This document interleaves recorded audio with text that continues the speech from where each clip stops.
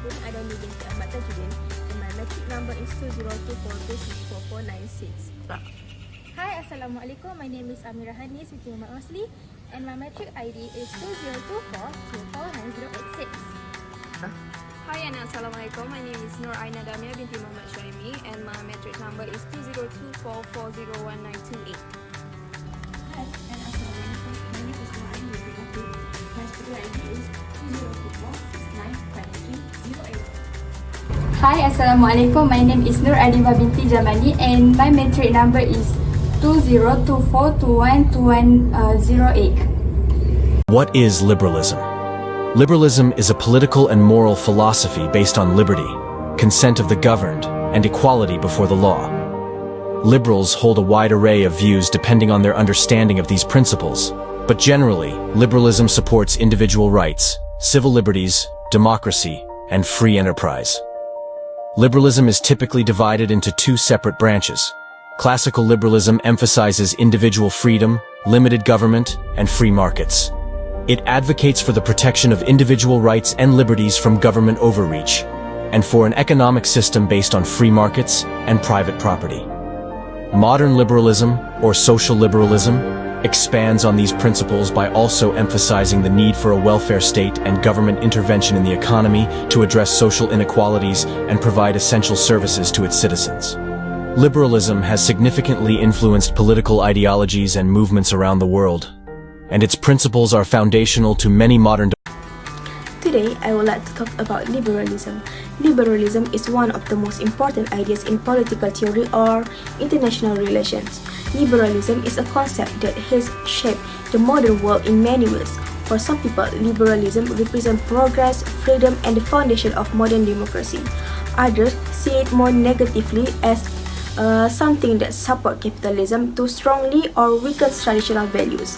And for many people, especially in democratic countries, liberalism is something part of daily life or a system that allows people to enjoy personal freedom or live comfortably. So, what is liberalism? Liberalism is political philosophy that focuses on the freedom of the individual. It believes that people should have the right to speak freely, make their own choice, and live without fear of unfair control.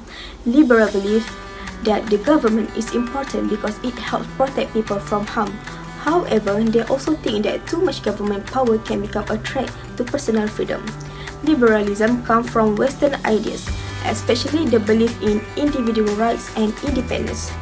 In the past, people had to follow their group or leader without question. Liberalism promotes many key values. These include freedom, human rights, democracy, education, development, cooperation, peace, and environmental protections. The word liberalism comes from the Latin word liber, which means freedoms. So at its heart, liberalism is about personal liberty and equal right for all people. Liberalism also have different kind of perspective. For example, in politics, liberalism believes in limited government, so people are free to live their life and express their opinion. Furthermore, in academic, liberalism supports free markets and laissez-faire, which means letting business run without too much government interference. Last but not least, there are also different types of liberalism, each type focusing on different area. The first one is commercial liberalism. Commercial liberalism focuses on free trade and economic cooperation between countries. The second one is republican liberalism. Republican liberalism believes that democratic countries are less likely to go to war with each other.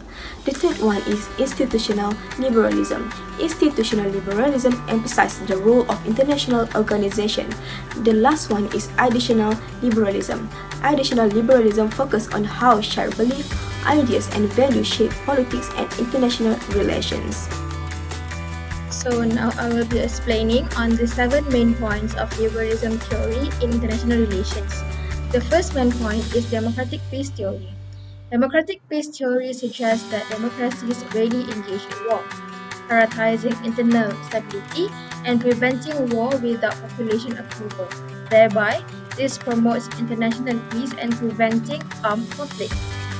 This theory also maintains international peace requires holding diplomats accountable to their constituents, understanding factors promoting democratic states, peace, including leaders' ability liability and accountability to international institutions and potential economic loss, and defending peace ideals during conflict.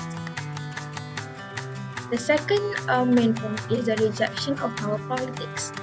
Power politics is an international relations theory where nations use threats to protect their interests. However, liberalism rejects power politics, which favoring to a cooperative policies. This approach helps diplomats and political professionals understand international collaboration and the positive outcomes of compromise over conflict. The third main point is moderator role of international law.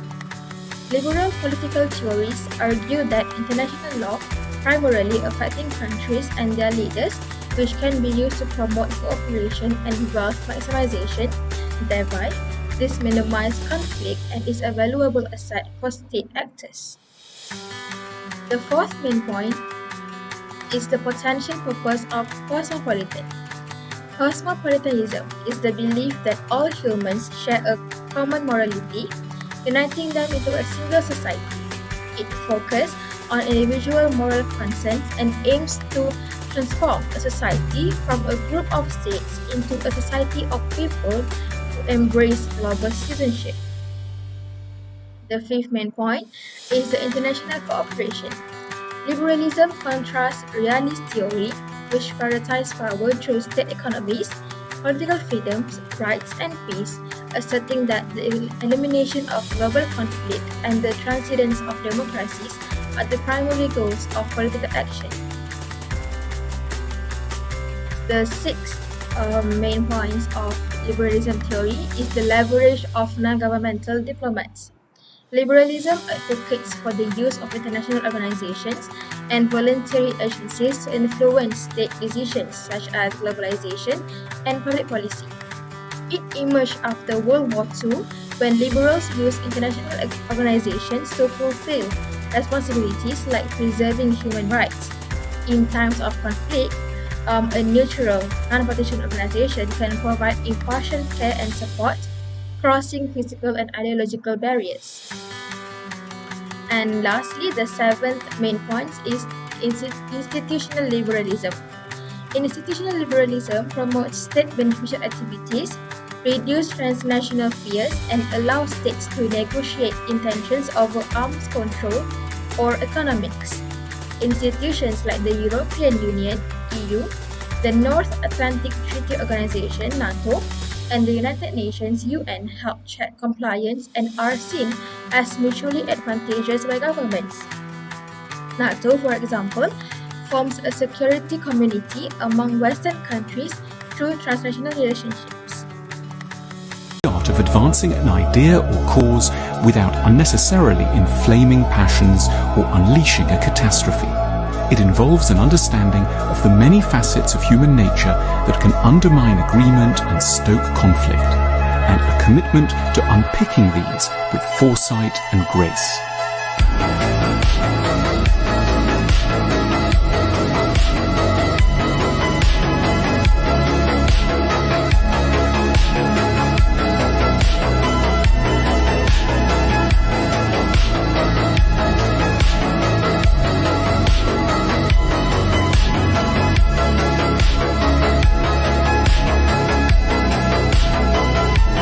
Thank you. Now I will present the analysis of the theory of liberalism in international relations. Liberalism, as a theory, provides an optimistic and cooperative view of global politics. It argues that unlike what realism suggests, conflict is not inevitable and that peace is achievable when states build mutual trust, cooperate, and follow shared rules. In analyzing this theory, we can look at three key areas: its core assumption, the strength, and the weakness. First, liberalism is based on the belief that states and individuals are capable of rational cooperation. This means that instead of always acting selfishly, countries can work together for common goals like peace, trade, or solving global issues. It also assumes that democracies are less likely to go to war with each other, known as the democratic peace theory. Another core idea is that economic interdependence reduces conflict because states that trade with each other are less likely to go to war. Lastly, liberalism values international institutions like the United Nations, which help states solve dispute and build trust. Now, looking at its strengths, liberalism helps explain why many countries today prefer diplomacy and cooperations over war. It is supported by real-world examples like the European Union, where former enemies have maintained peace through economic and political integration. It also provides a useful framework to understand the role of international laws, treaties, and global organizations. However, the theory also has some weakness. Liberalism is often seen as too idealistic. Not all states are willing to cooperate, especially when national interests or power politics are involved. Also, while democracies may not fight each other, they have still gone to war with non-democracy like the US invasion of Iraq. Furthermore, liberalism sometimes ignores power imbalance, where powerful countries can dominate the weaker ones, even within international institutions. Lastly, it tends to focus mostly on Western democratic values, which may not reflect the priorities of every country. To some, liberalism is a useful theory that highlights the potential for peace and cooperation in international relations, but like any theory, it has limits. It works best when states share values and interests, but when they don't, conflict can still happen. Thank you. Next is about the impact of liberalism theory towards international relations. Liberalism theory and its influence on international relations is especially clear in the first group of international agreement structures like the governance theory. Here are several types of the towards international relations. First, understanding global issues. Second, multilateral diplomacy. Third, promotion of international institutions. Fourth is promotion of democracy and human rights. Last but not least, development and poverty. First of all, the impact of liberalism towards international relations is understanding global issues. International relations already have knowledge of the global issue, which can help us better understand our issue. For example, pandemics, terrorism, economic crisis, and climate change. Secondly, the impact of liberalism towards international relations is multilateral diplomacy. These are exchange and discussions between two or more countries or parties to deal with the problems that have an impact on several nations. For example, the multilateral effort to mitigate climate change is a center of the United Nations, which is UN, Framework Convention on Climate Change, UNFCCC, United Nations Framework Convention on Climate Change. Next, the impact of liberalism towards international relations is the creation of international institutions, which is this idea clearly direct influence the question of the European Union, EU, the United Nations, UN, and also International Monetary Fund, IMF. This and also work with organizations that multiple also involved, and all of the bodies aim to manage the issue collaboratively and reduce the likelihood of conflict. Moreover, the impact of the liberalism towards international relations is the promotion of democracy and human rights. For example, the Universal Declaration of the Human Rights of 1948 that reflects on the liberalism that leads to the greater support for the humanitarian interventions. Last but not least, about the impact on the liberalism towards international relations is about development and poverty. For example, the World Bank and UNDP stand for United Nations Development Program that are regarding the first world poverty, while the United States help rebuild Europe through the Marshall Plans. Hi, my name is Nur Adiba and I will continue with the conclusion. Conclusion are liberalism in international relations emphasize cooperation, peace and mutual benefits among states through the democratic governance, international institutions, and economic interdependence, unlike realism, which focus on power and conflict. Liberalism highlights the role of organizations like the UN and WTO in promoting diplomacy and global norms. Central to this theory is the democratic peace theory, which suggests democracies are less likely to go to war with each other. Liberalism also champions human rights and humanitarian values. Despite the criticism of the liberal idealism and its limitation in tackling global inequality, overall it remains a key framework in addressing modern global issues such as climate change and economic disparity.